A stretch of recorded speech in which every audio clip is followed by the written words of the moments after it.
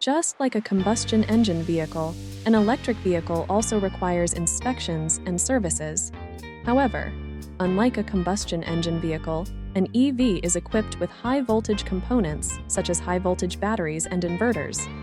So, when maintaining or inspecting an EV, a technician performs not only mechanical tests but also electrical tests. At Hioki, we provide various measurement tools for EV's maintenance and service. Temperature measurement.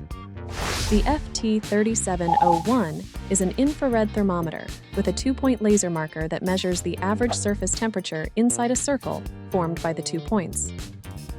Zero voltage measurement. The DT4261 terminal shutters make it physically impossible to insert the wrong test lead when measuring. Equipotential bonding test. The RM3548-50 is a 4-terminal DC miliohm meter that meets the standards requirement for excellent measurement precision.